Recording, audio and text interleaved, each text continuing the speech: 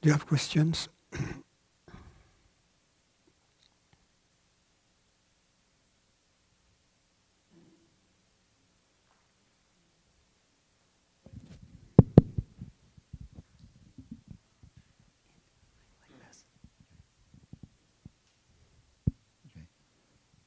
Francis, I have a question.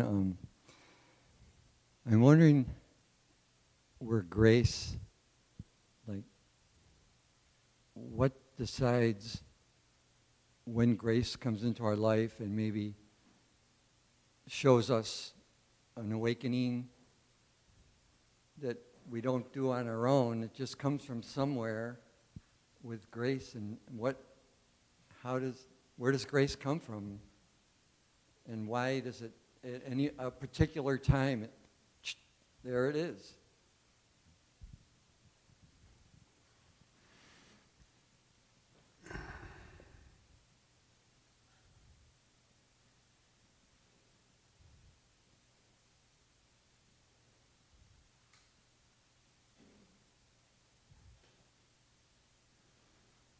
It seems this way as long as we believe that there is a separate, limited human being who is on the receiving end of grace.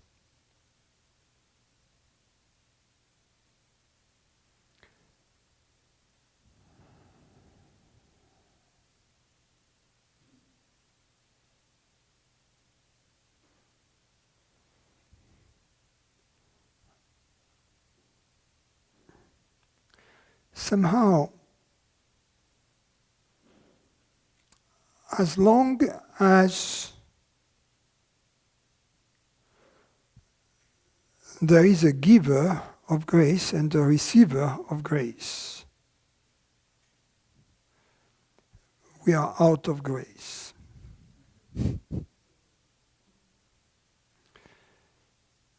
So that grace, the receiver and the giver of grace, never existed in the moment of grace.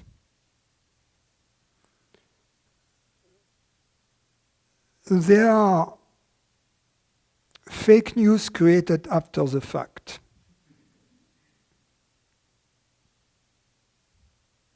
They pretend to have been there, whereas, in fact, they weren't, especially the receiver.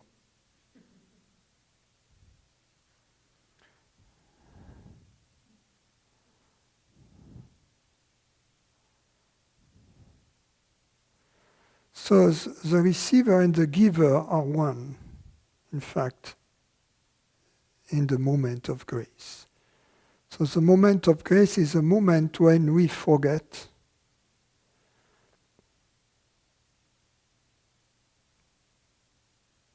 provisionally or temporarily or for good that we are separate from the giver of grace. That we forget our belief, or we suspend our belief to be a separate consciousness, a separate soul.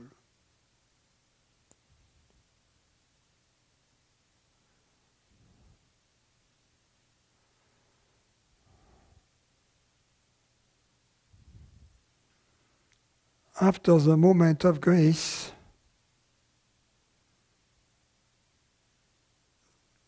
we desperately seek grace again.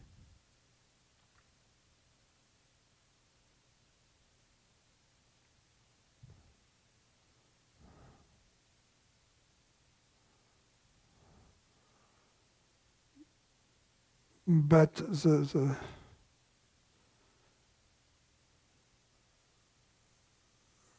we have to understand that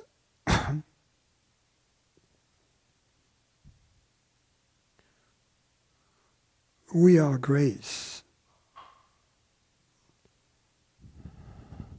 That grace is our true nature. The experience of grace is our true nature. That's why we like it so much. It's the experience of what we are.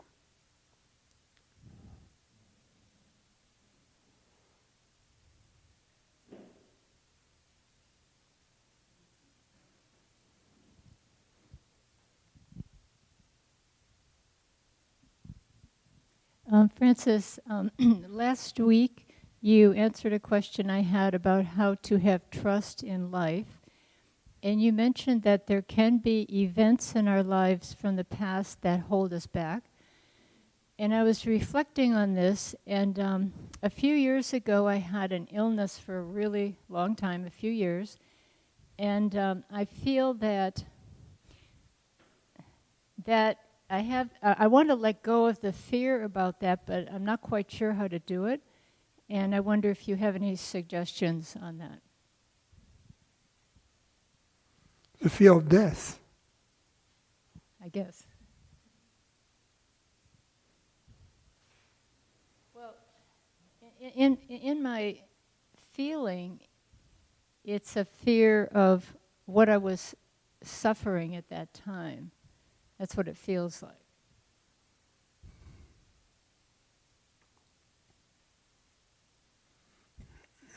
Fear of pain is different from fear of death.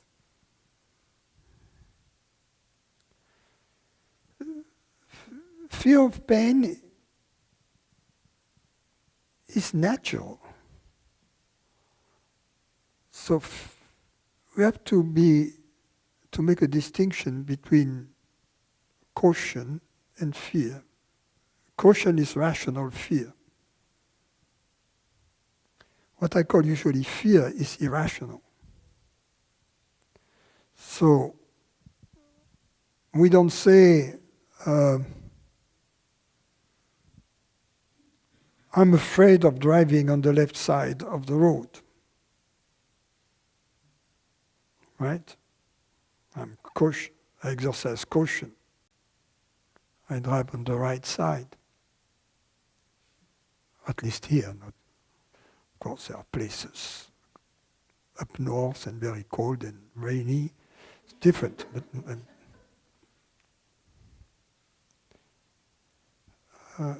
So it's normal to try to avoid physical pain and to take steps to that end. So that part of fear, I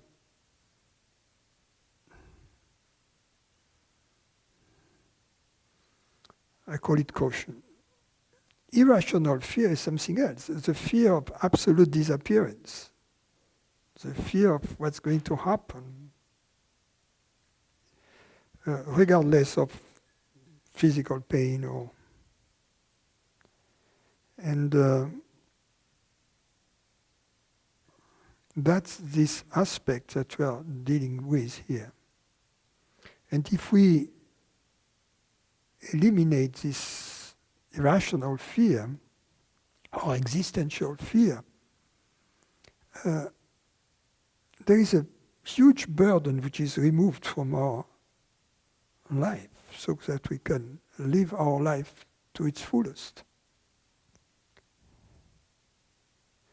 And this existential fear, if I can put it in a nutshell, is the fear that reality would disappear. So I put it in this way, in a nutshell, because to show the absurdity of such a fear. Because that's what it boils down to. At the end of our investigation, the last concept that we see is this one, that our reality could disappear. But that which can disappear is not our reality. You see? Because into what would it disappear? And where would our reality have come from? You see? That which is real cannot disappear. And so then, if we move back from that, of course, this argument may be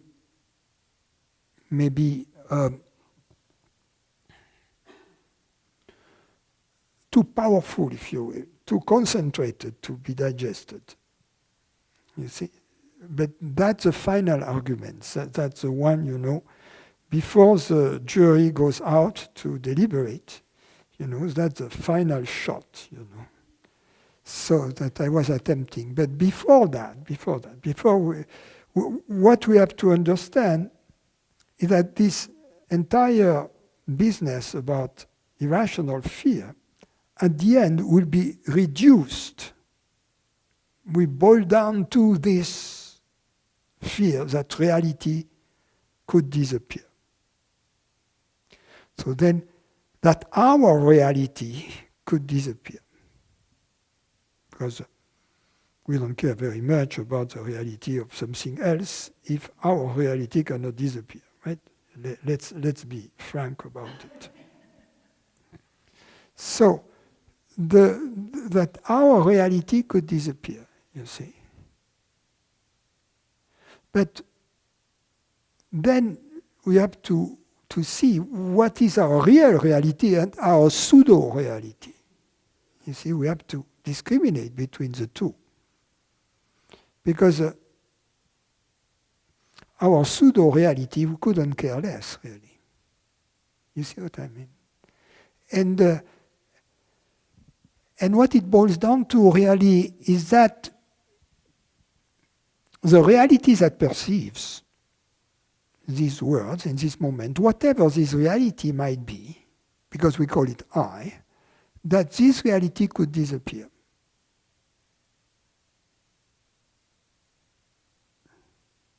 And this reality that perceives is also obviously the reality that decides and the reality that thinks. From our own experience, we don't have several consciousnesses, one to decide, one to think, one to perceive the bodily sensation. It's all one, you see. There is only one reality to our experience.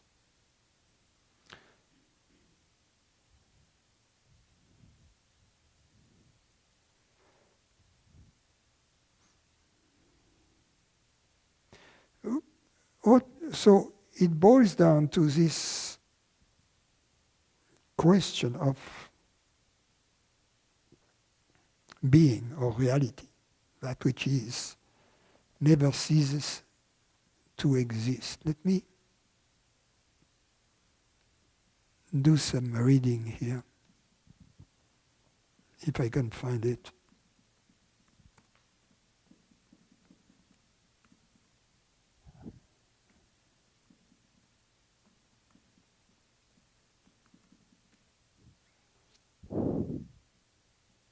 Okay.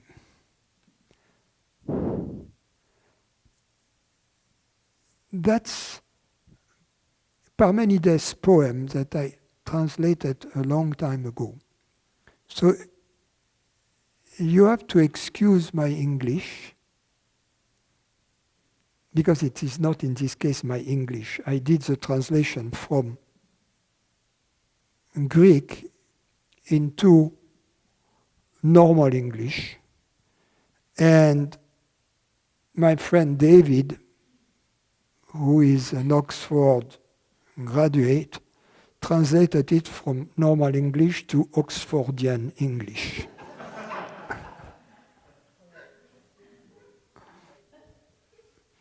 Okay, so it's a little bit like in the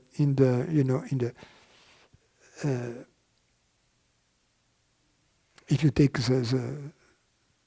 for instance, the Ribou Gita, or at least the Ashtabakra Gita, it's the story of a student asking questions from the teacher and receiving the teaching from the teacher. So here, that student receiving the teaching from the goddess. Now then, so excuse my English, right? Now then, I will instruct you. Hear what I say. Two paths are open to investigation.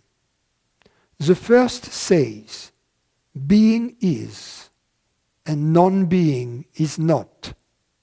It is a path of certainty because it follows the truth, right? It's obvious being is, because there is something rather than nothing in this moment. The other path says, being is not. Therefore, non-being is. This misdirected path, I tell you, cannot lead to a sound conviction.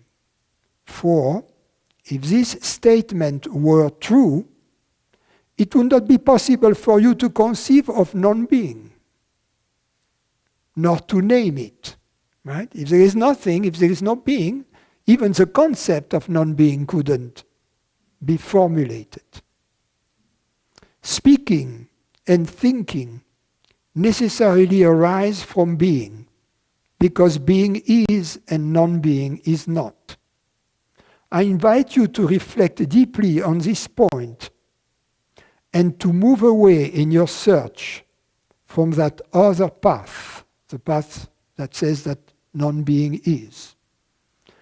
As from the one traveled by those ignorant mortals who are the men of two minds, the uncertainty which resides in their hearts misleads their wavering reason. They are swept along, deaf and blind, benighted, the masses without discernment, who pretend that being and non-being are simultaneously identical and different. They for whom, for any statement, the opposite is equally true. No power will ever bring non-being into existence. So direct your thinking away from this path of exploration. May habit, so often resumed, not force you to return to it, to ignorance, right? Habit. With eyes blinded, ears filled with noise, and mouth with words. And may your intelligence alone resolve this contentious issue. Only one path remains for us to pursue. Being is. And countless signs prove that being is free from birth and death, because it is complete, immutable, and eternal. It never was. It never will be, because it is completely whole in the now, one, endless. What beginning indeed should we attribute to it? Whence would it evolve? With air? I will not allow you to say or to think that it comes from nothingness, nor that being is not. What exigency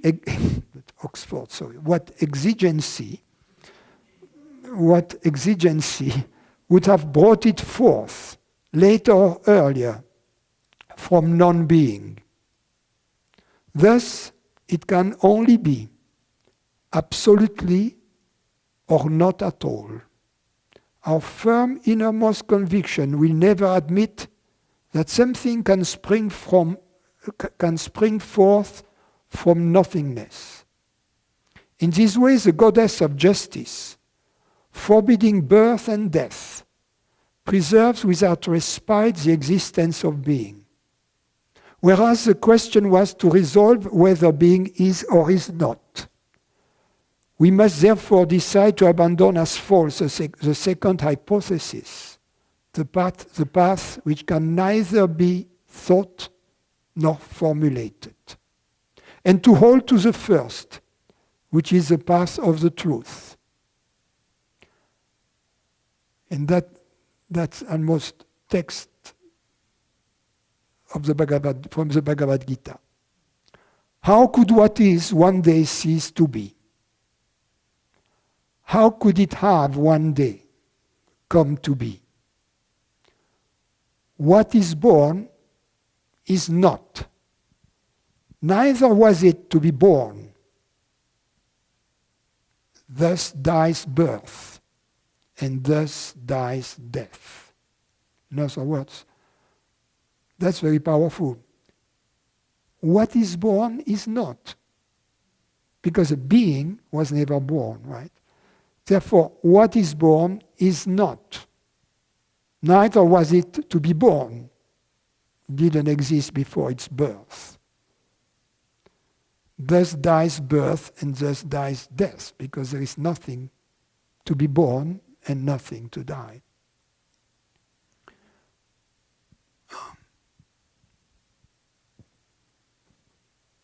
Okay, I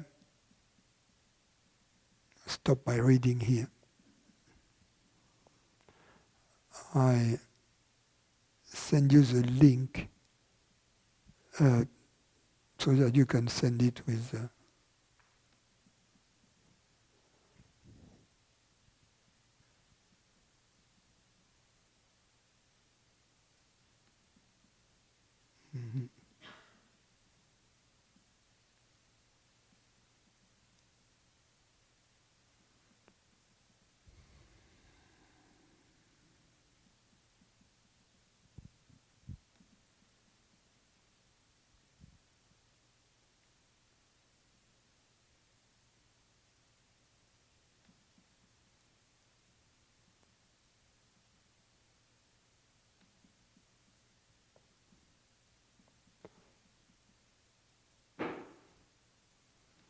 So I send it without title.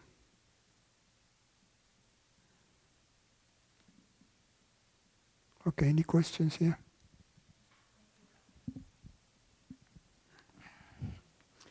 Francis, I have a question about going through a process of dealing with the loss and process of emotional pain, overcoming it, all of that.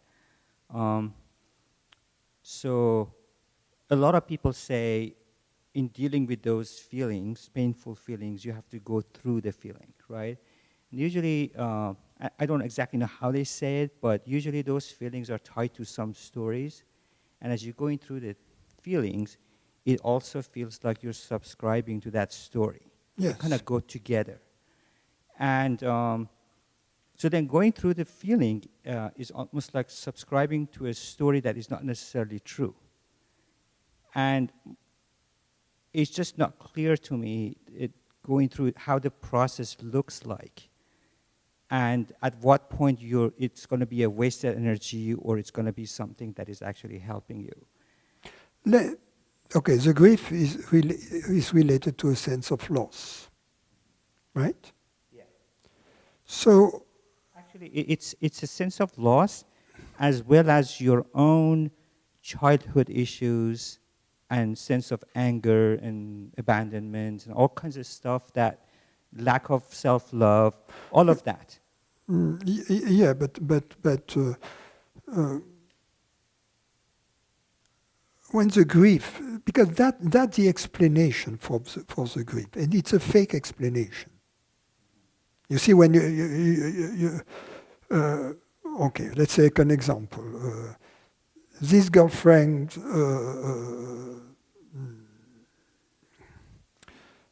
went with my best friend, okay? So I feel a loss, okay? So then I say, oh, I can attribute that to my parents, to my childhood, have been abandoned as a child, you know. Okay, that's psychology at its worst. Okay, why? Because it perpetuates the story of me. So it would be more effective to directly face the problem. What's the problem? And the problem is that she slept with my best friend, right? And that in doing so, she didn't care much about my own feelings, right? That's the problem I'm facing. Because then I have to ask myself, okay, what did I lose?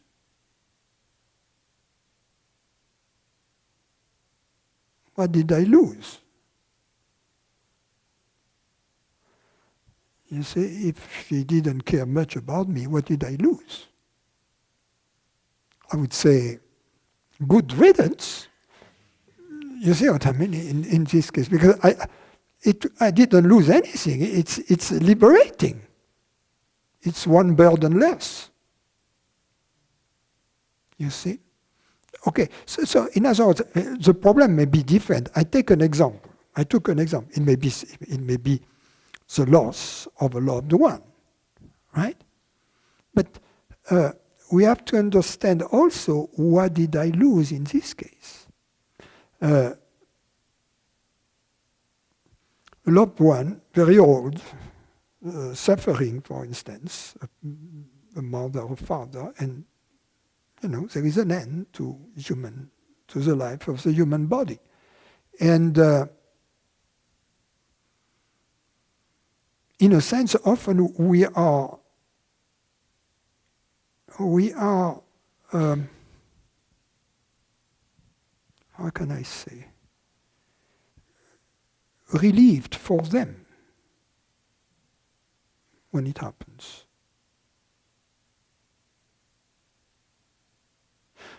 Of course, then the feeling is yes, but in the case of my parents, it's not like a girlfriend or a boyfriend, because they do that too, who just dropped me like flat, plaf. Sorry, I met this guy, he's very cute. And you're a jerk, and you don't drive a Porsche, and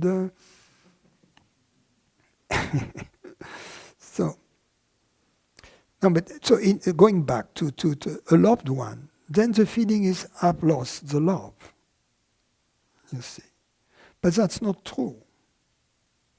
For them, I'm relieved. Somehow, perhaps also on a practical level, I am relieved also of the burden, But what about the love, And we have to understand that the love that we were attributing to the object was not. The love was an experience that we shared at that moment. Love is not an object. Love is an experience. In this experience, the object is not present. The object may be a pointer, but really the experience is independent from the object. For instance, we don't experience always the love when we are with a human being. It may come and go. And on the other hand, we may still experience the love when we are separate by the distance, and we don't see and we are not in contact with each other. Which shows that the experience of love is not the same thing as the experience of the object. Since you can have love without the object and the object without the love. So that gives us a hint to understand that we may not have lost the love, that we may have simply graduated from to the next course, if you will, in which we seek the love for the sake of love and not through the beings, through the objects. So there are various questions that may arise when we are in the grieving process.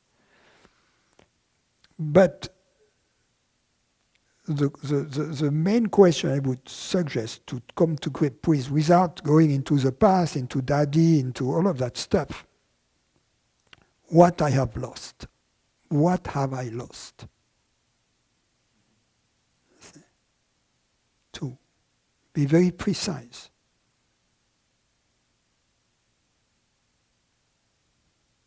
And you will see that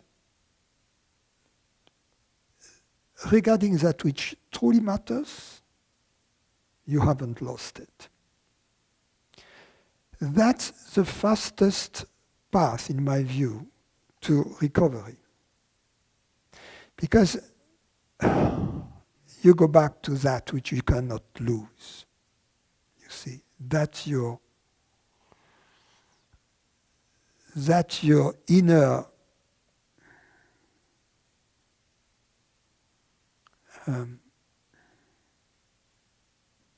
uncheckability, if you will. That you cannot lose that which matters. Same thing, you cannot lose being. And being and love are synonyms. So you cannot lose what you really love. The moment you understand that, the objects will take a different place in your life. I mean, relationship, people, situations, jobs, hobbies, circumstances will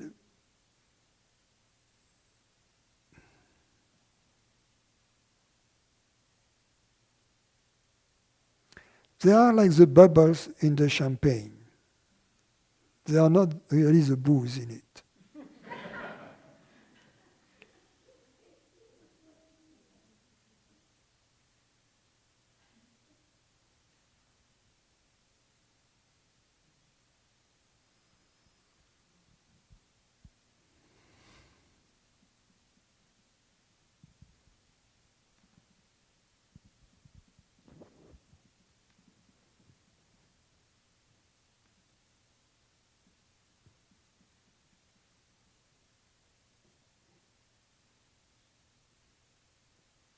Yeah. Harsha is telling me that the webcast is fluctuating. From our end here, it looks good, so it may be that in the part of the world you're looking, you're attending, it may be different. So anyway, Harsha, I will take your question.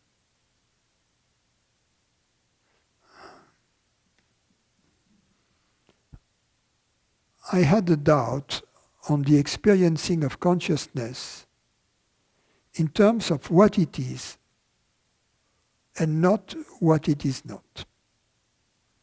I realize that I, who am consciousness, has no borders, names, existence in space-time, and has nothing to do with phenomena.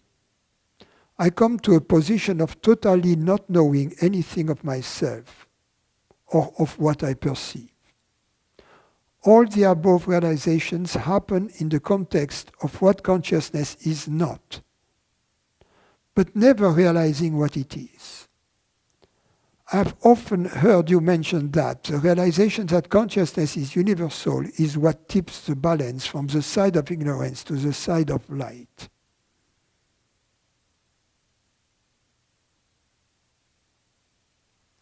I wanted to know, what do you mean by universal when you say that consciousness is universal?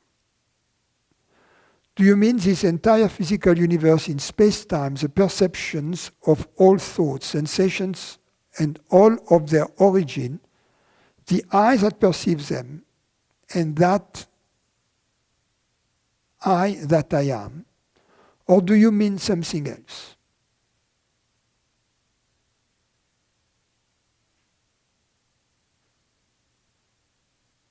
No, I mean that. The above all seem to be phenomena perceived in noumena, with no difference at all when directly experienced. But nothing made me understand what universal really means. And I deeply want to know.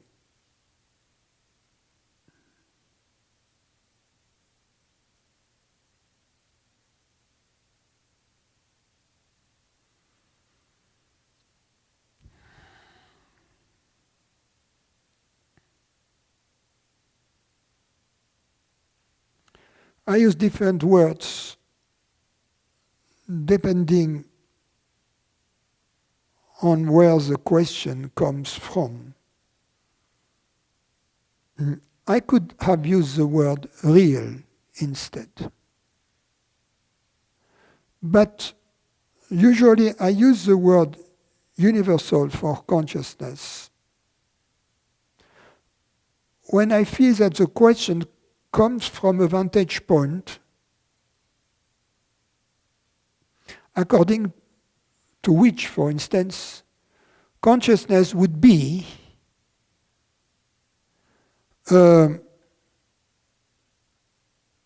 something which is emergent from the human body. And then I make the observation that the human body is part of the universe, and that it cannot be other than through abstract thought, separated from it. That the particles this human body is made of dance in harmony with the particles the rest of the universe is made of. And that any separation that would make a special case for this human body, that would consider this human body to be a separate reality of its own, is a total illusion. And therefore, if we follow this line of thought, according to which consciousness and also the thoughts we have, the perceptions we have, the decisions we make are the product of this human body, or sometimes just this human nervous system, from this vantage point, we have to make a correction and to recognize that really this process through which we are conscious is not a process of the human body alone, but is a universal process. In other words, from the same vantage point according to which consciousness is an emergent property from the brain emerges from, is part of the universe. And therefore, it is the universe in final analysis which is the reality that perceives. And since the reality that perceives, we call it consciousness. You see? It follows that consciousness is universal. Now, the question is the universe its own reality? If we define the universe as the totality of the phenomena that we can have access to through our senses and also through our scientific instruments, there is more to the universe than that. The reason why, I could give several reasons, but there is one obvious reason for that, is that there are laws of the universe. The universe is not a random universe. There are laws. And therefore, the reality of the universe is not the universe itself as a phenomena, because it has to include the laws that rule the phenomena, and perhaps more things, such as consciousness and love and other elements that we experience and that are non-phenomenal. In other words, the view that limits reality to phenomena is a limited view, is a narrow view.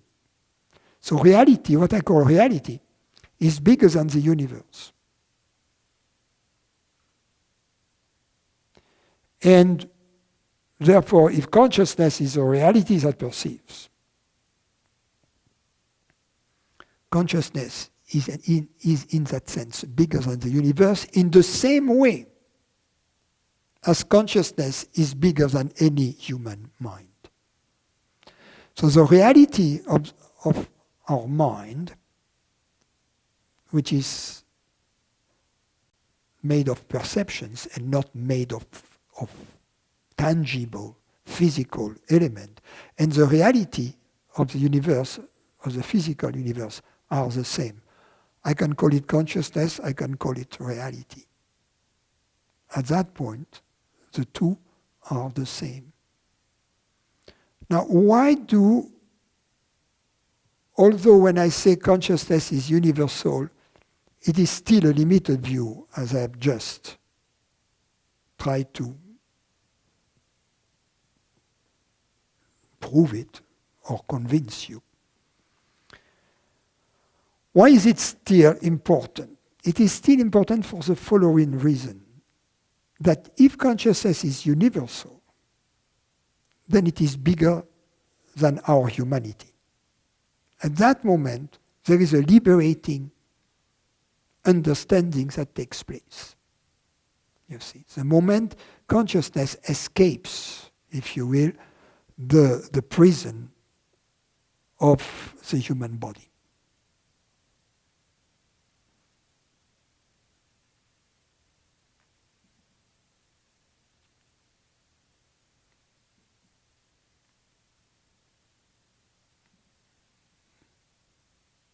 No questions here? Yeah? How do I differentiate the laws of the universe and a belief that is not true, but I believe? Well, what I call a belief is something which is not supported by the facts. That's the difference between, so that's my own definition of a belief, right? It's something which is not, because I have to make a distinction between facts and beliefs. A fact is something which is experienced. A belief is something which is deemed to be true, but the truth of which is not experienced.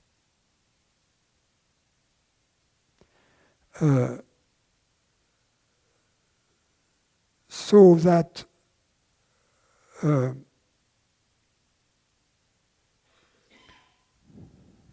what was your question again? You said before that there are laws in the universe. Yeah. That it's not a random thing. Yeah, the laws of the universe, they are simply really a model that enables us to account for facts. And facts are something that we experience. Now there are two types of facts. There are phenomenal facts and non-phenomenal facts. We experience both. Phenomenal facts is that which we experience through our senses, through our feelings or bodily sensations and through our thoughts. All of that are phenomena. A thought is a phenomenon. A bird crossing the sky is a phenomenon. A pain in the leg is a phenomenon. They are of different kinds, but they are experienced. But there are other facts that don't belong to the phenomenal realm. For instance, knowing that I am conscious, or the experience of understanding, the experience of love, even the experience of humor, which is a form of understanding, of course. We cannot ascertain the same qualities to this kind of experience as we do with phenomenal experiences.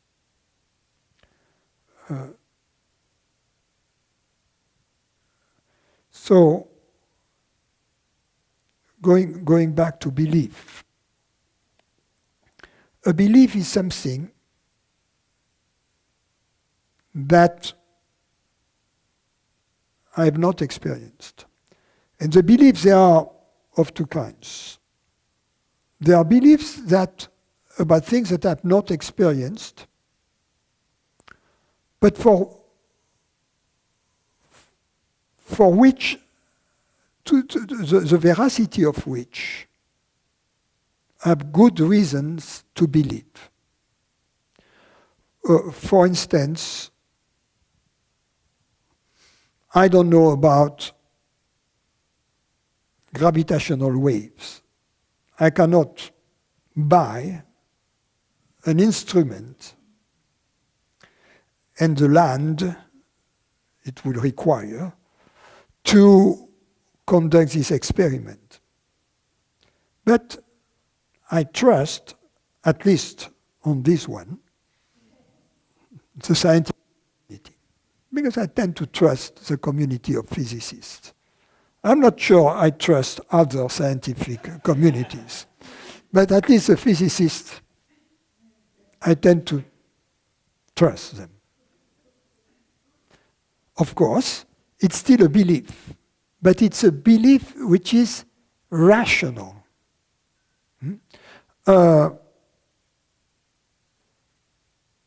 If I received a message on my email saying I am an African princess, you see, trust me, you see, and she's asking for $10,000 so that I can get later $10 million, right? If I trust, if I believe her, and she's not likely to be a her, a she. But if I believe whomever it is who has sent me this email, that would be really a belief, because there are not too many facts in support of it, you see. So that would be a belief. A belief irrational, with no supporting facts at all, and no rational reason to believe it to be true. So this type of belief, we better drop them because they are dead wood that we have to carry in our lives. They are useless.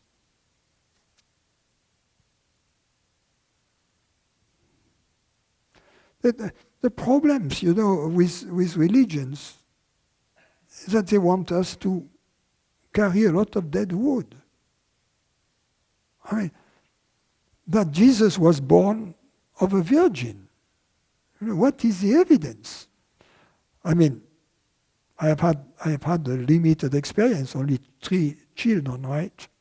But I must tell you, none of them was born from a virgin. So statistically speaking, from my own experience, I have a hard to believe. I have a hard time believing that. Why would I? You see? Now, if and even if one of my children were born while I was away for 10 months, and then, I would have some doubts as to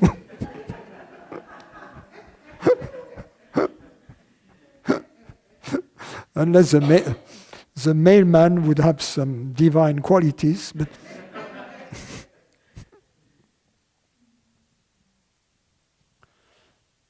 so basically, why live with beliefs, you see? I know why. But it's not too good. Many people, they live with beliefs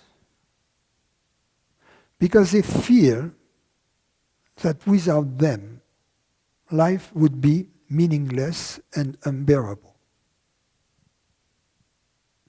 And in a sense, doing so, they have given up seeking the truth. You see, it's a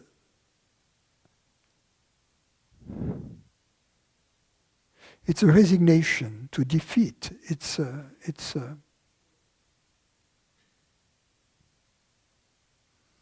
So the first step towards our freedom is to jettison our beliefs, at least temporarily.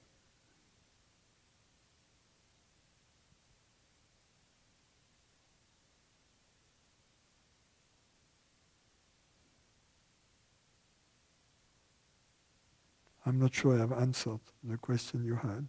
Yes, thank you.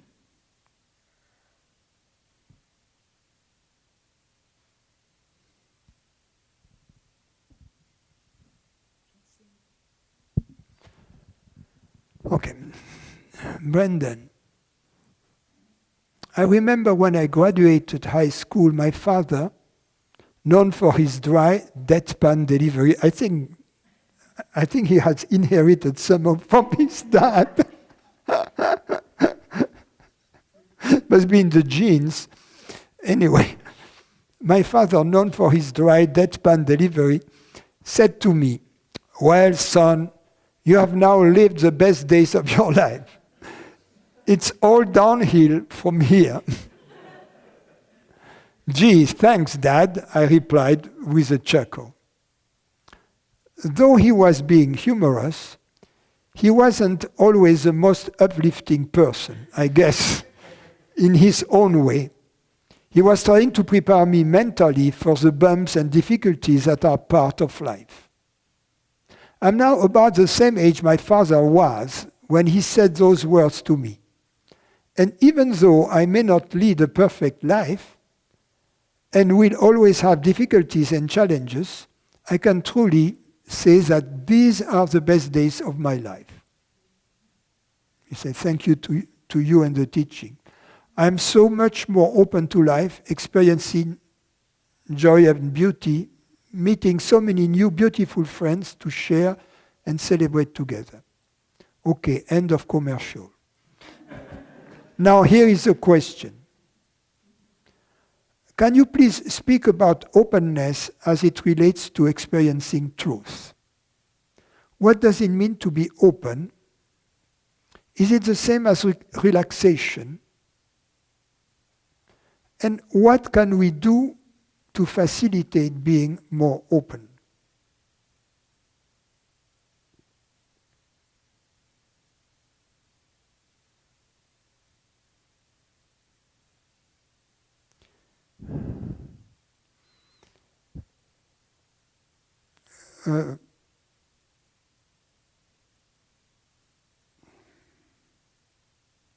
We have to be open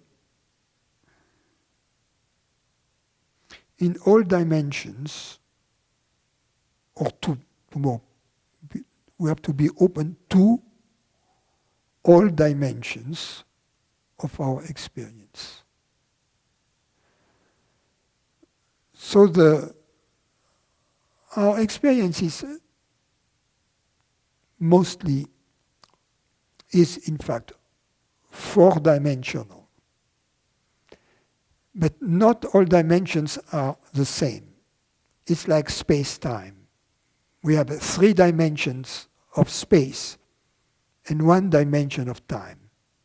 But they are not really equivalent. Time plays a special role. It is the same here. We have three dimensions, 3 phenomenal dimensions, and 1 nominal dimensions. The 3 phenomenal dimensions are the thoughts, the external sense perceptions, and the bodily sensations. The nominal dimensions is the dimensions through which we know consciousness, through which we experience love, happiness, and understanding, etc., beauty. So, the 4th dimension, if you will, the nominal dimension, is the dimension of consciousness, the non-phenomenal dimension.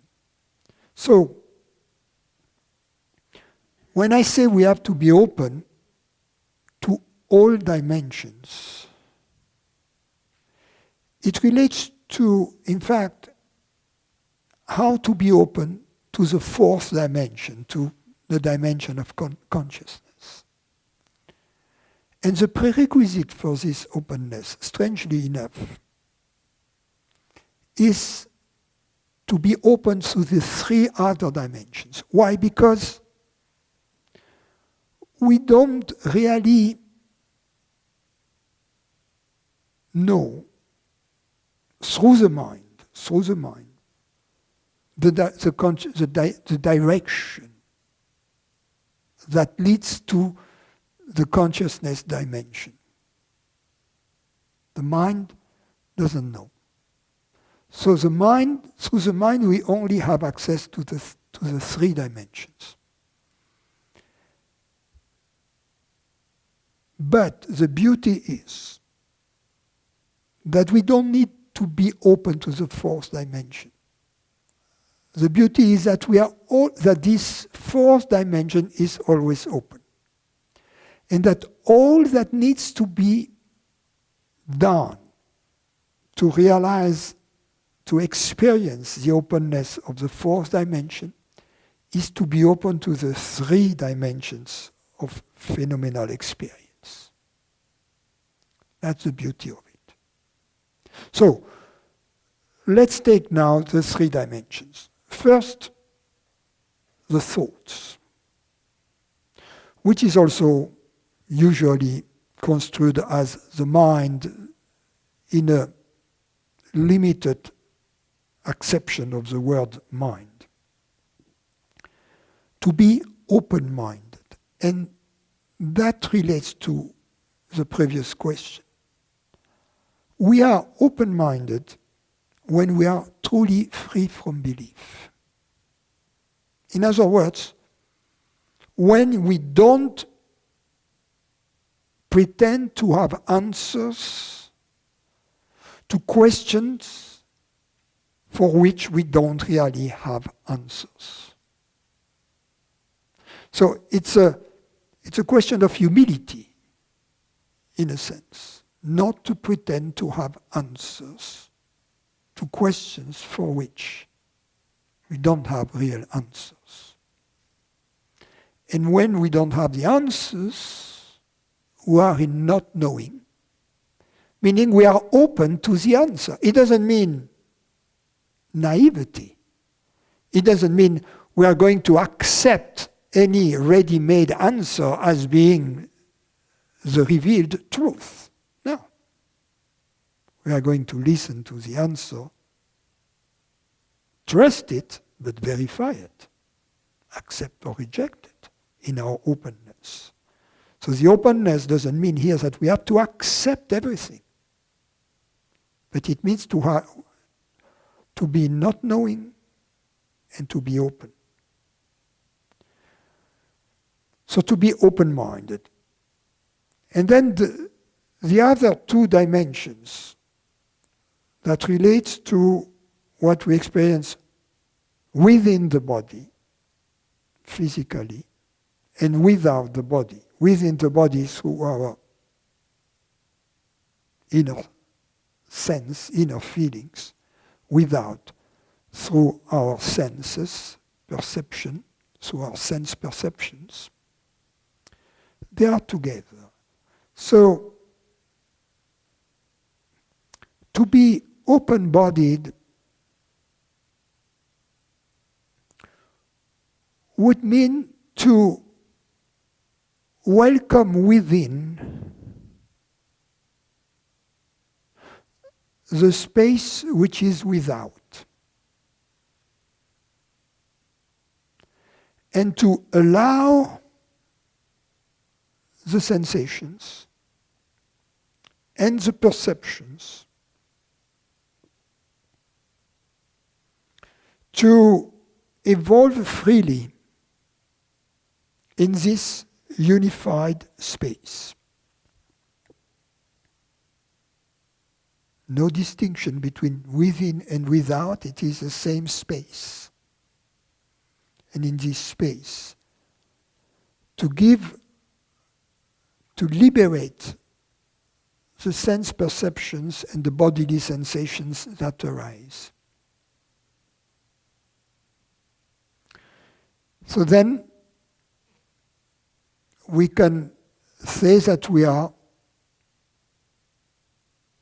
open-minded and open-bodied. And when we are open-minded and open-bodied, then the fourth dimension is open. Christine, could you please elaborate on the rising in awareness of the creation of the apparently manifesting body-mind world and the simultaneous knowing of it?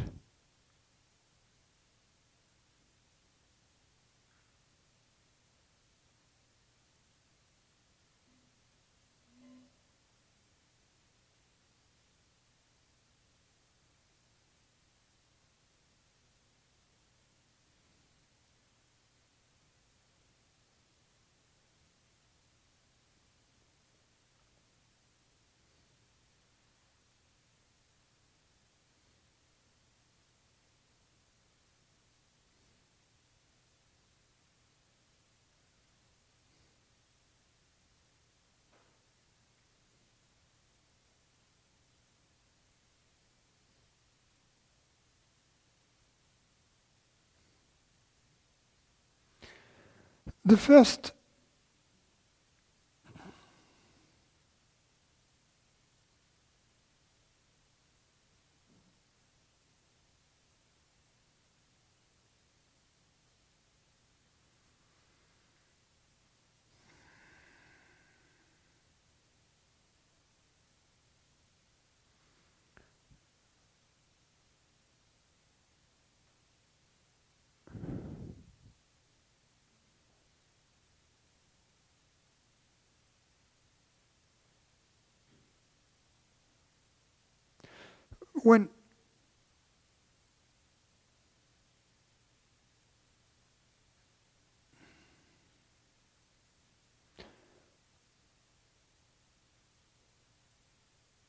when we use the word creation, and also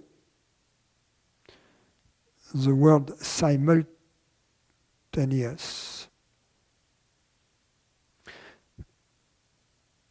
we have to be careful not to make the implicit hypothesis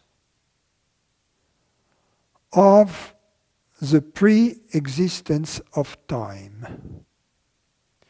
In other words, not to construe the creation as happening in time. In other words, before creation occurred, there was time, then creation occurred, there was time, then creation stopped, there was still time.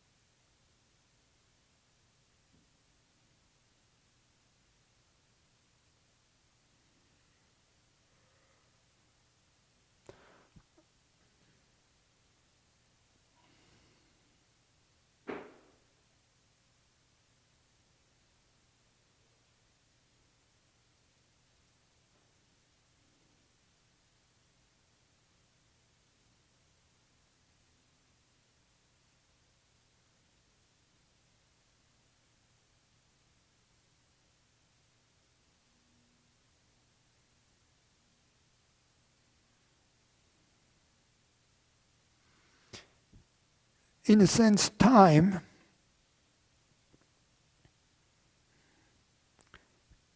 is a prerequisite for mind, just as space-time is a prerequisite for universe, somehow.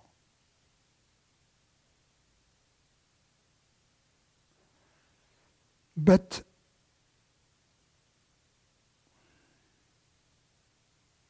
they are not a prerequisite for creation.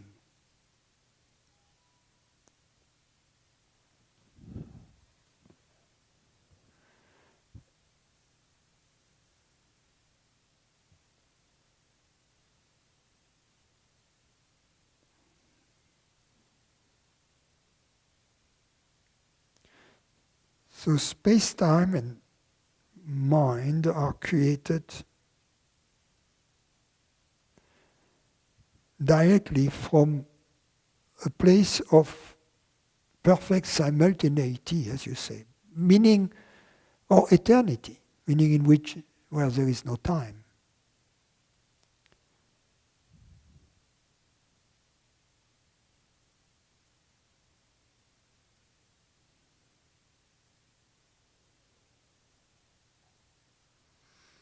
A story gets created, a universe gets created, an adventure gets created. Just like your night dreams, in the night dream, two things happen. First, the time that elapses in the night dream is very different from the time that elapses in the waking state. They are different in two regards. First, the duration is not the same. In that sense that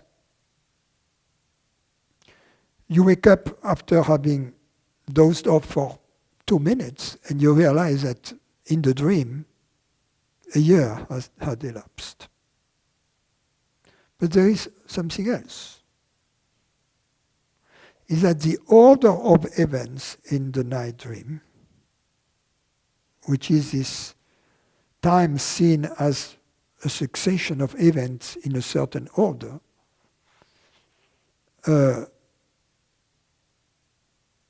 is illusory. We realize that from the waking state. In other words, the order of succession between illusory events is as illusory as the events themselves. We cannot say that the order of succession between two events is real if these events are illusions. So,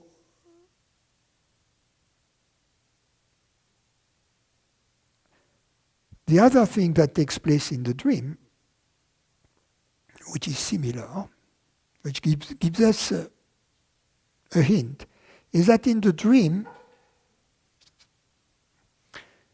creation and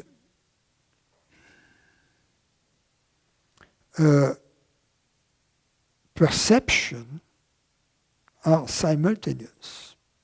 As we create the dream, we perceive it. Nevertheless, we can be surprised by our own creation.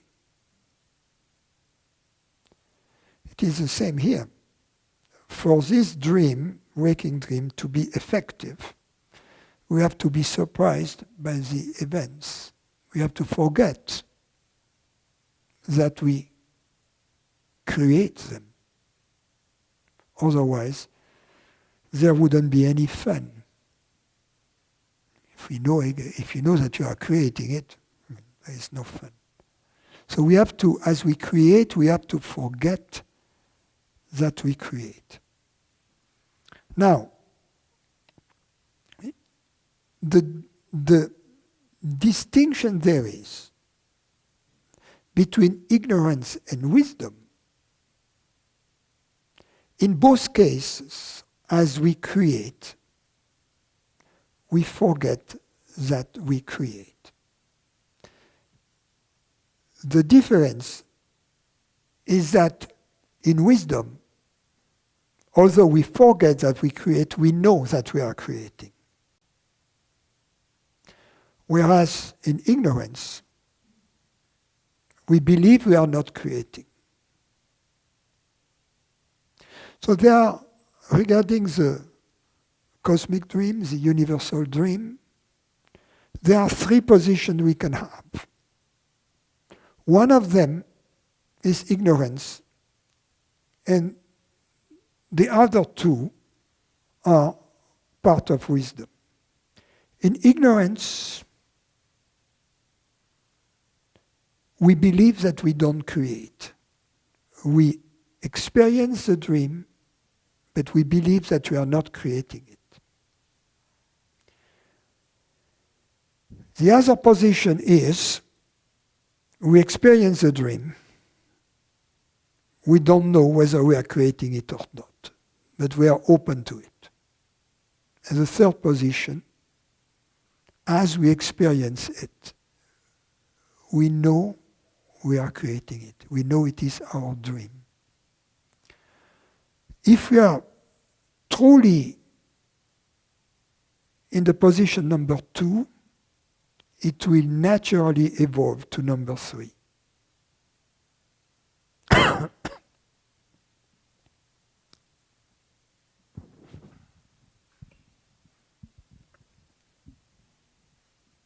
So by creation, what is created is experience. Does it go beyond that in this teaching? When you say creation, I'm wondering what exactly is being created. Is what is being created perceptions and sensations and thoughts? Everything. Okay. Everything. And that's as far as it. I mean, that's as far as we can take it. Correct. When we say creation, it kind of conjures up from the old perception, thoughts of matter arising or something. While you are driving in your car, in the freeway, all you see is what is accessible from your car and from the freeway. Your body is your car.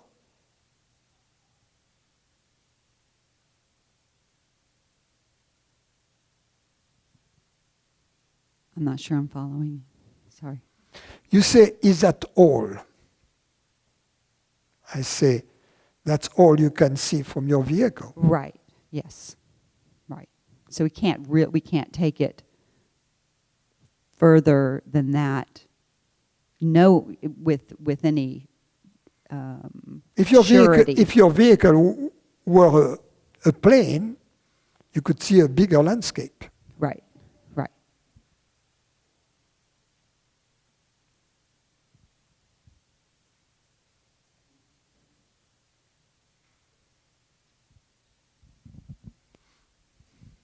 So, Francis, the I you're speaking of is universal consciousness. The I am speaking of is whatever is hearing these words right now.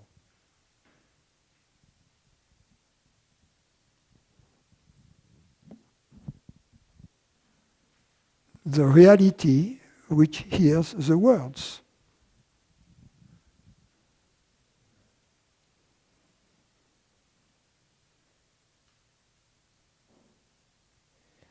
Francis, this is regarding the openness that Brandon was asking. So the question is, if one is truly in the not knowing, does it mean that one is open to all the three dimensions of the phenomenal, of all the three phenomenal dimensions? Defaults automatically if one is truly in the not knowing.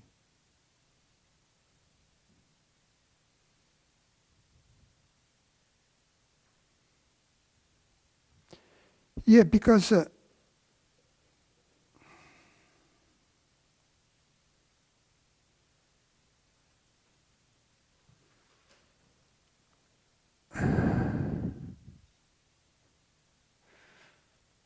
when we hold on to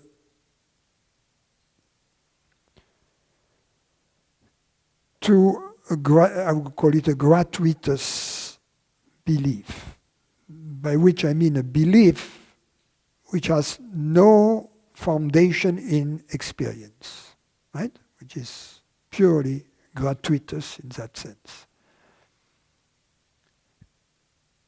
It is an act that comes from our freedom, because we have zero evidence that compels us to hold on to this belief, right? So if we hold on to a belief of this kind, it's because we want to. As consciousness, we want to. So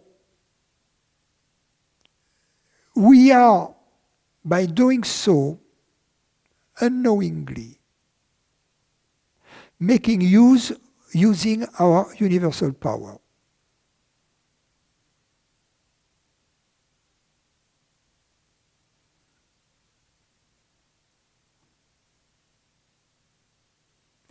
And because we are using our universal power, the universe obeys our order, if you will. We may not be aware that we are giving an order, but because we choose to believe that way, in the sense, in this belief in which we abandon our freedom, temporarily, of course, by at the same time constraining the universe or the manifestation to manifest in a certain way.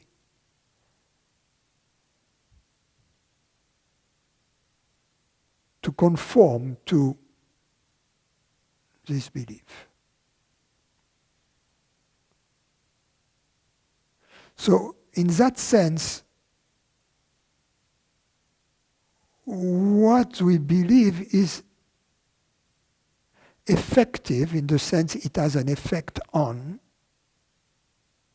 what appears to us.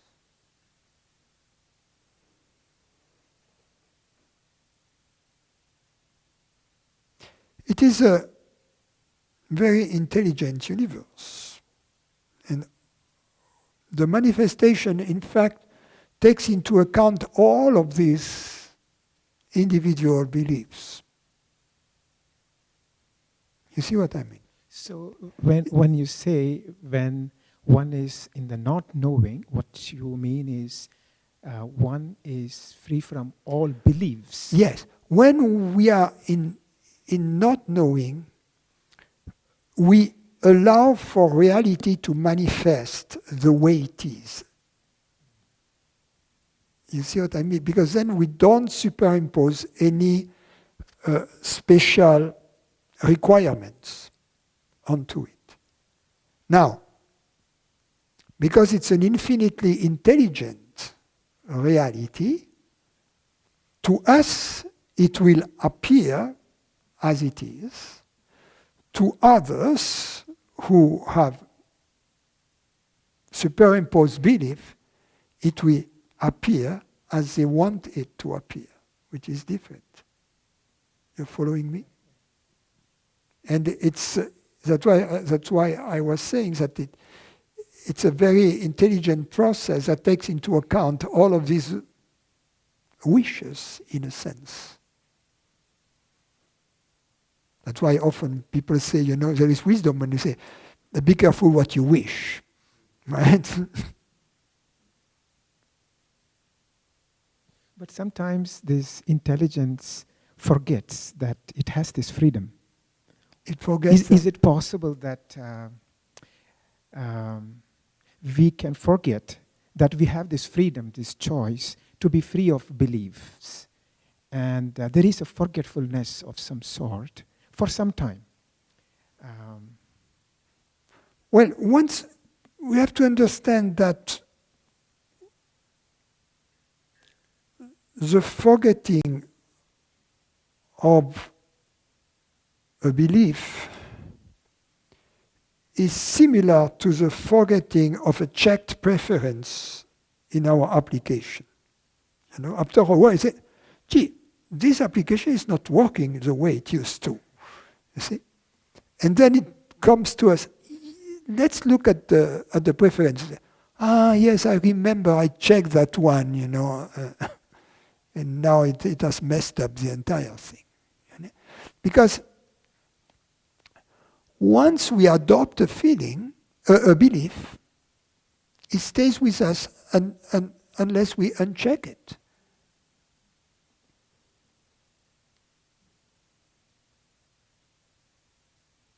So in a sense, the deconstruction process, the negative approach, if you will, is the unchecking of all the beliefs that were put in the preferences.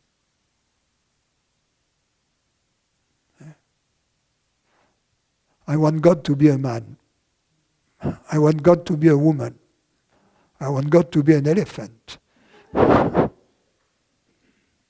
All of those are preferences. What's the evidence?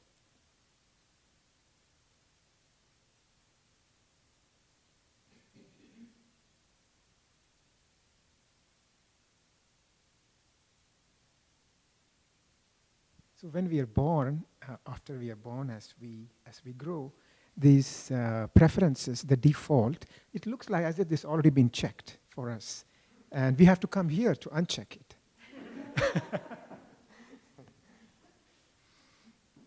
All I'm telling you is pull down the menu.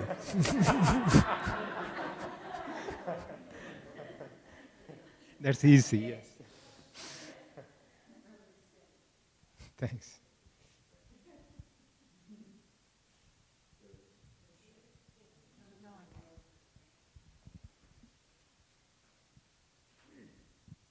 You spoke in the beginning about as a matter of separation of love that was a cause of pain for someone.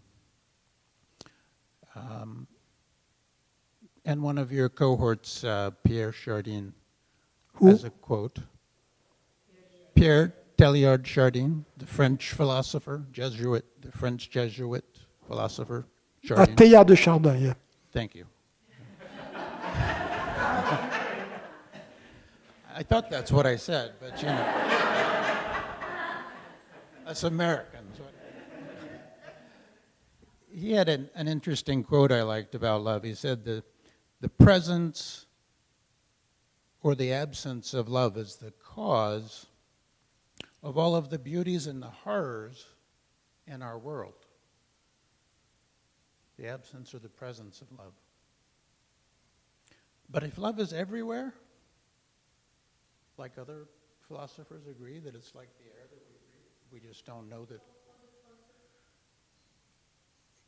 I guess the question is, how can such duality in the presence or absence of love and all the pain that that causes, or the happiness in its presence, how can that energy of love, why is it that it doesn't transcend and just unify instead of this perception of either we have it or we don't?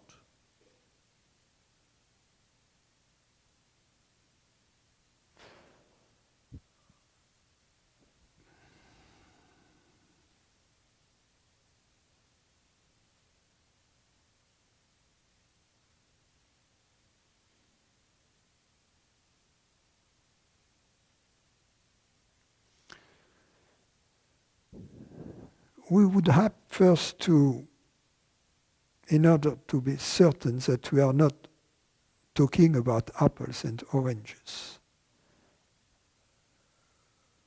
we would have first to try to agree on what is it that we mean by love. So you tell me whether you agree or disagree. Number one, love is an experience. Would you agree? I think a part of it is, yeah. Okay, what is the part which is not? I believe that love is like the water in the ocean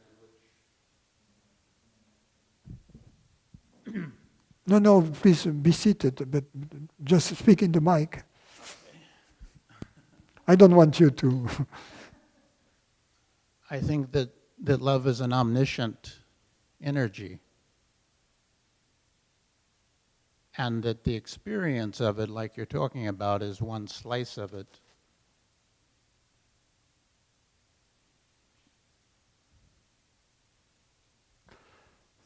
Yes, but the part that is not experienced is only an hypothesis, right? Yes. Because it's not experienced. So who cares about that which can never be experienced?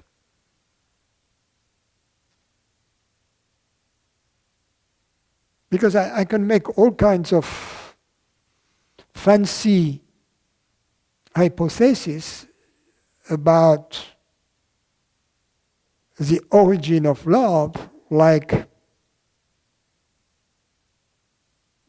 there is a very nice gentleman living on a cloud, you know, and from time to time it allows for love to rain, right?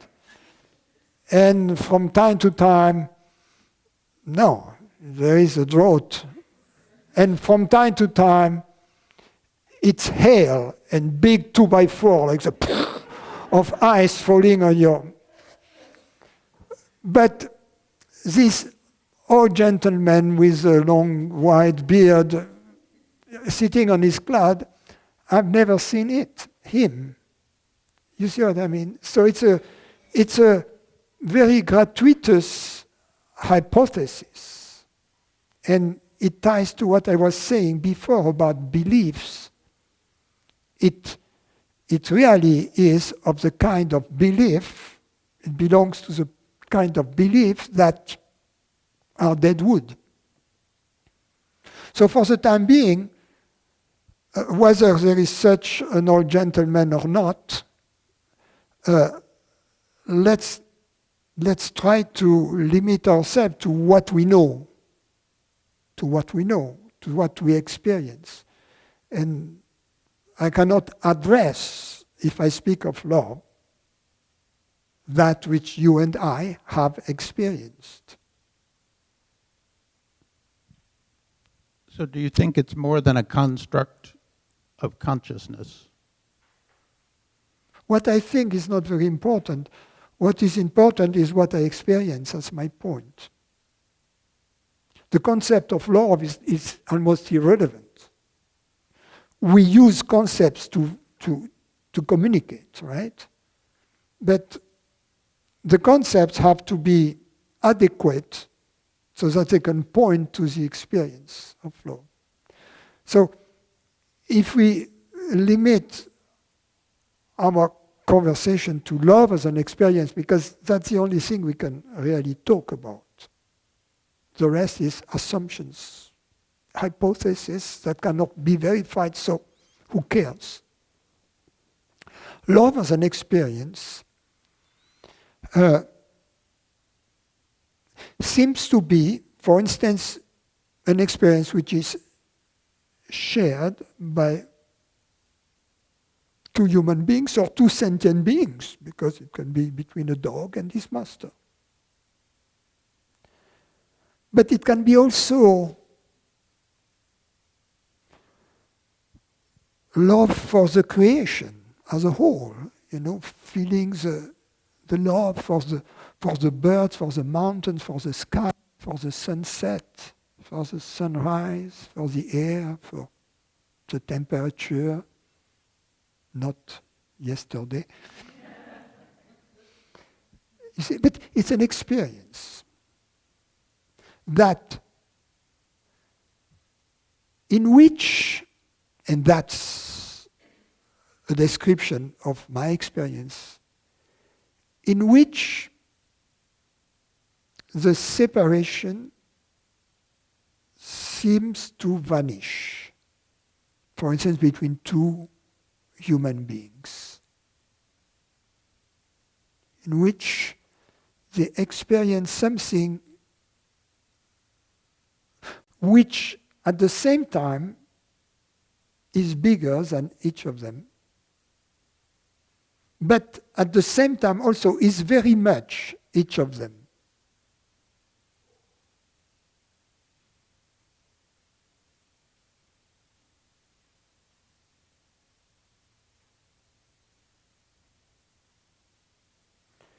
And there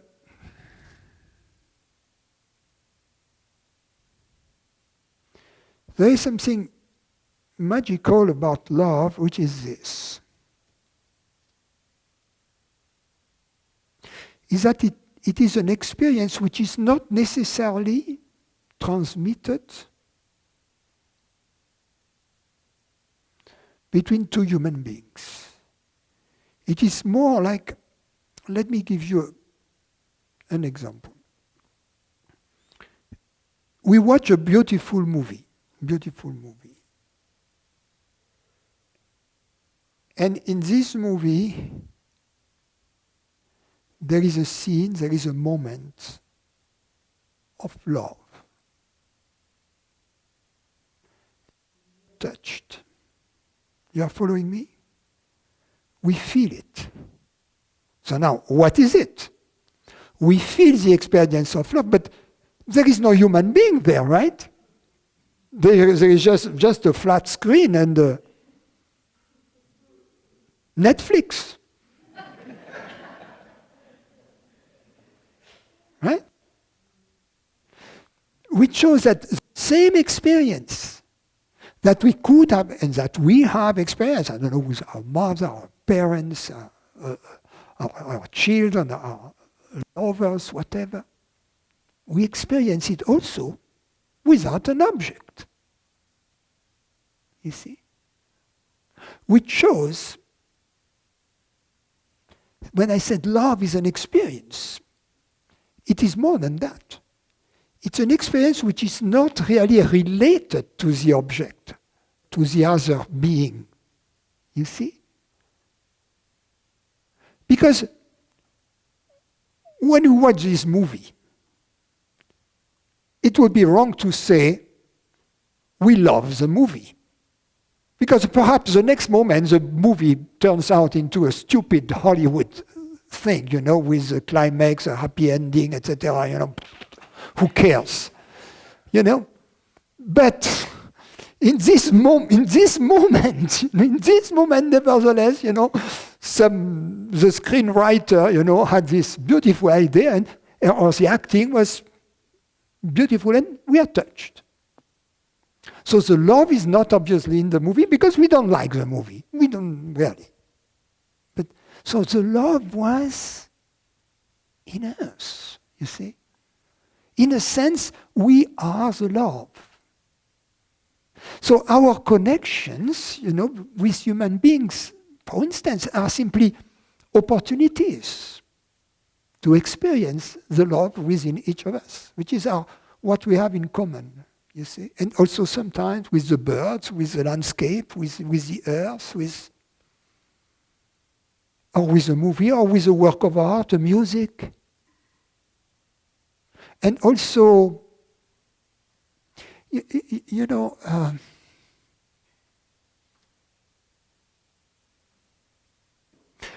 also, we are touched when you see a young child playing with his toys and the love he has for the toys. And we observe the child. You see, we observe and how. And we feel the love. You see what I mean? We are touched. We don't care about the toys, of course. But the experience of love has this flu-like quality. If you follow my drift, that it seems to propagate, and you catch, when you're aware of it, it's too late, you have caught it.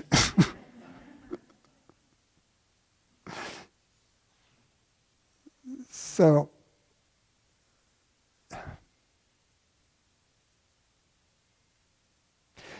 you see, if we speak about love,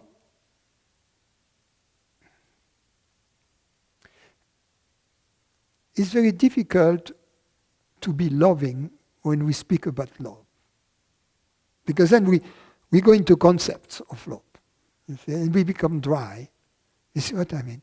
It's better to experience love and trust that it shares itself. It's like if you speak about humor. There is, talking about French philosopher, there is this guy, Henri Bergson, famous French philosopher. He wrote a book called On Laughter. It's the most boring book.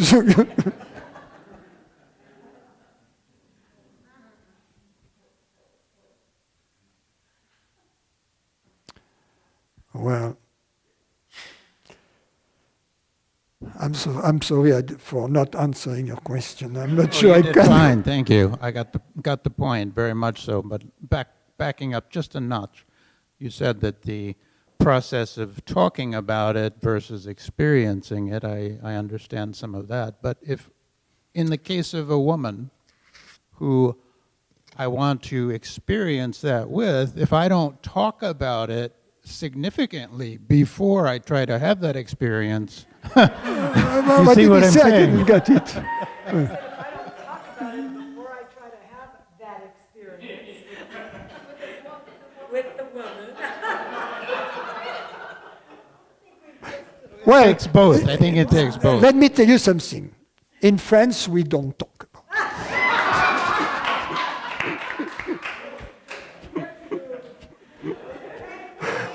We move.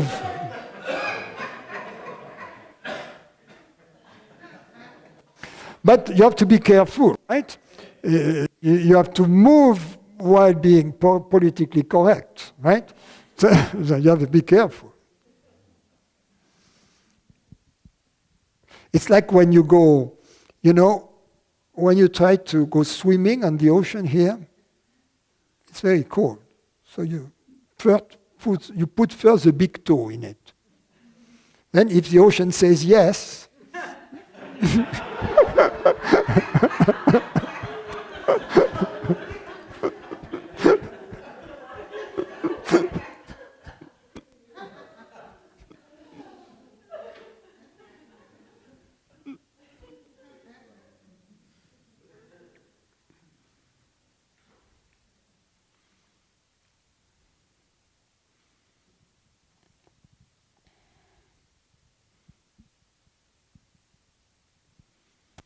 okay, no more questions here.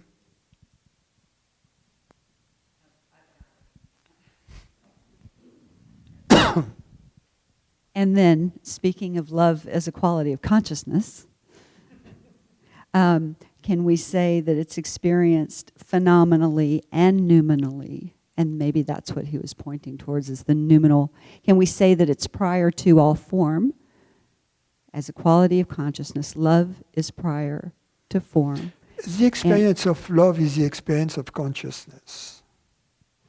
In fact, you cannot have love without understanding. You cannot not have love without beauty. There is a beauty. Beauty is inherent in the experience of love, in the same way as understanding is inherent in the experience of love.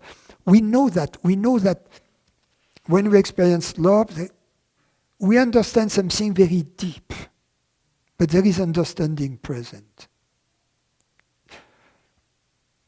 So it's an experience of understanding, well, all of it tied together. That's the more noumenal. I mentioned two experiences. That one day I was coming at the airport from an international trip from Europe. And after immigration and customs, you arrive and there are all the people waiting, And nobody was waiting for me. It was a professional trip. And there was this family, I don't know what it was, the Patels or the Kumars, and they were all there, and they were waiting for a relative, that I'm sure they hadn't seen for ages, you see. And I was just there going through the thing. And when she arrived, wow, they were, and I could feel touched by their joy and the love. You see, that was just in the air. You see, you feel it. You see, and I was not part of but the love is in the air sometimes. It's, if you know how to look at it.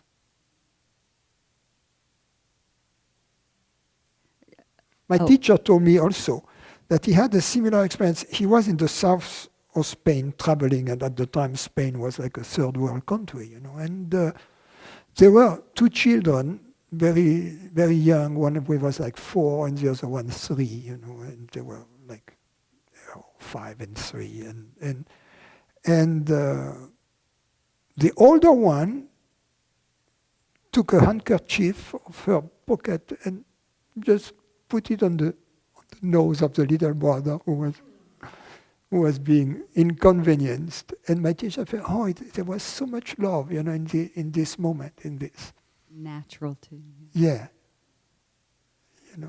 When. Francis, when you said love is... What I was saying is that in this moment, I'm sorry, I go back to you.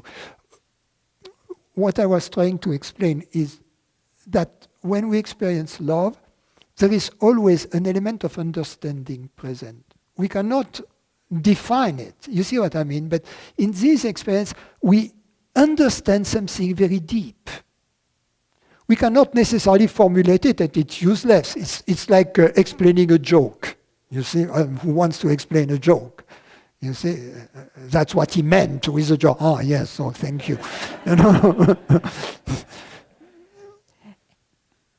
And in those instances, it can be experienced as a revelation, like something that's there is revealed. Yeah, yes, it's a That's revelation. what I'm talking about, the difference. It's But- revealed but- rather than manufactured. That which is truly revealed is love itself. Yes. The rest, Yes. it's something It's within there. that gets revealed, and in the case in point, it was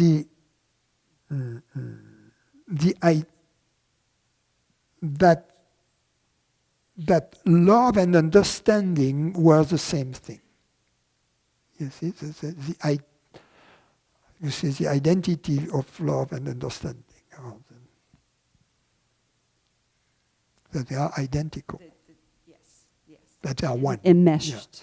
Yeah. And then, at this point of convergence between love and understanding, and there is a third one, which is beauty also. At the center of this point of convergence, that's consciousness. That's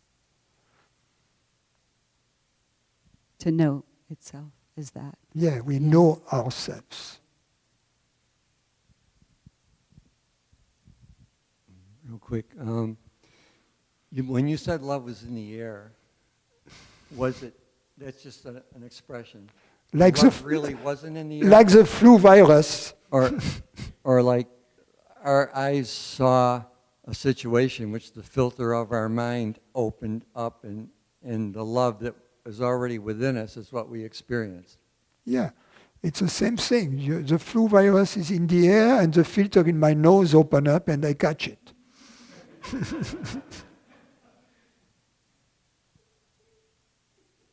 See?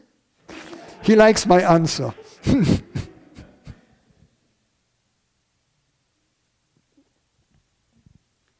Francis, you alluded earlier to, I think the tantric, and I don't know much about any of this, the Kashmir Shaivism path of the seemingly outer, the way of focusing on form to come to know the self.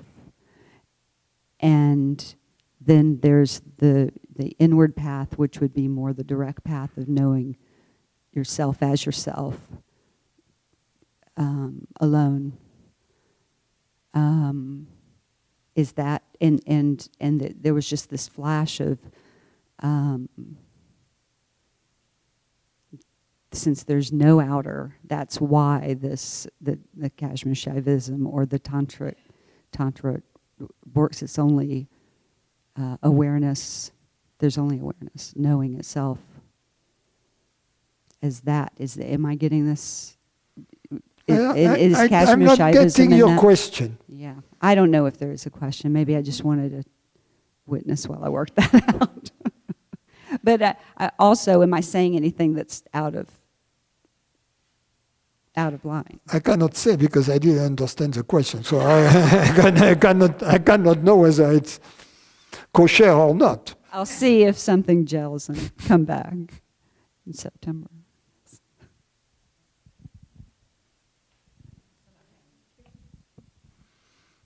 Here comes the Kashmir.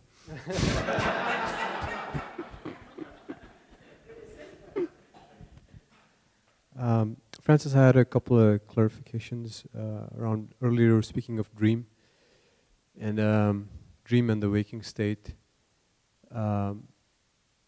Would it be accurate to say that from the standpoint of this state, the waking state,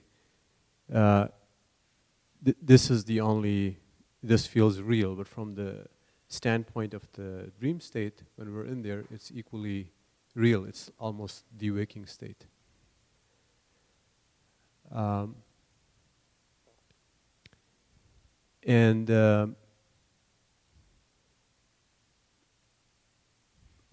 you were connecting that to equivalency of creation and perception, and you broke it down into the 3 steps, the 3 stages.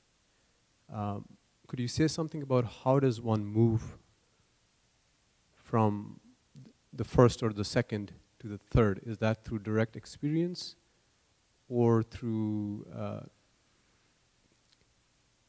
indirect evidence or preponderance of evidence? On the level of the mind, it's preponderance of evidence. On the level of experience, it's direct experience of peace and happiness and understanding.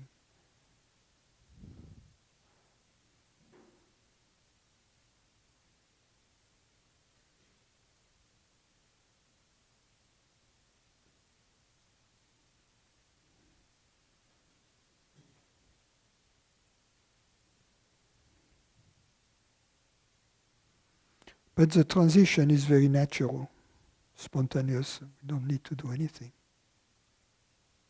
From 2 to 3. From stage 1 to stage 3.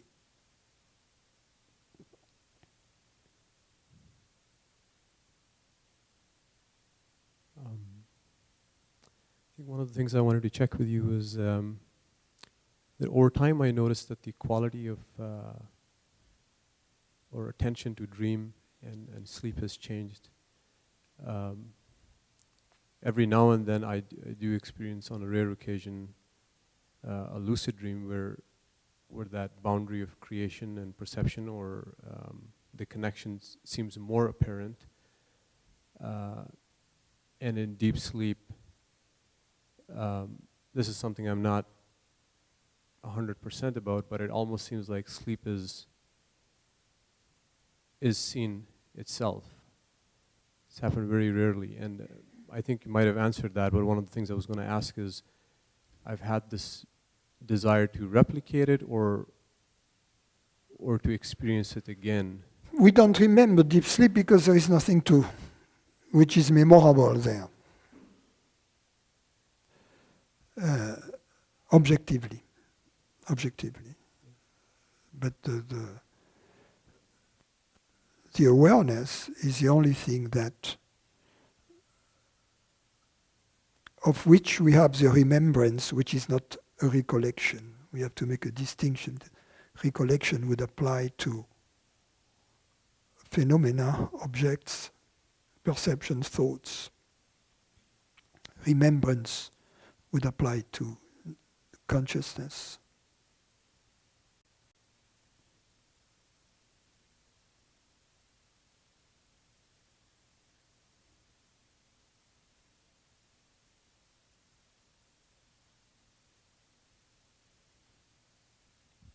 Thank you.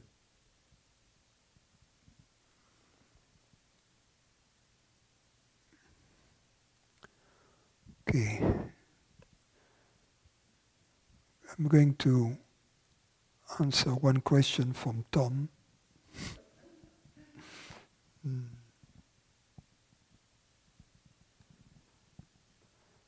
Francis, Eckhart Tolle speaks about feeling one's presence as one's true reality. As you would say, as one's truth instead of feeling to be a separate reality. Is it as simple as that, or does one have to have a realization or work at making that realization complete? And do any of these groups like TM or Siddha Yoga that supposedly gives Shaktipat or some realization bring about a true and lasting realization?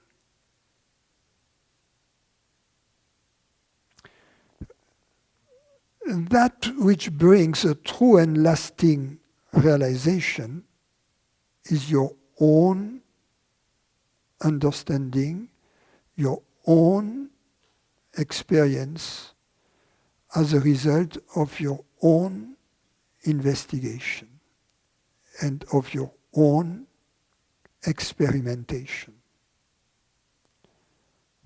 That's the only thing. Otherwise,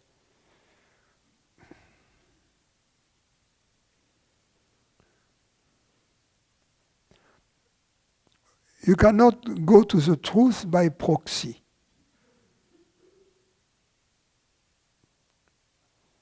You have to be there. You cannot send your lawyer.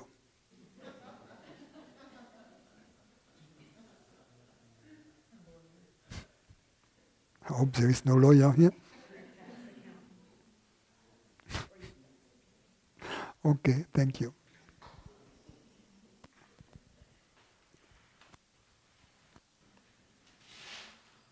Uh-oh.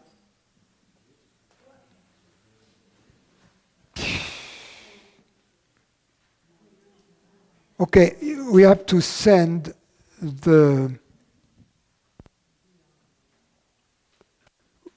We had some problem in the transmission, so send to everybody's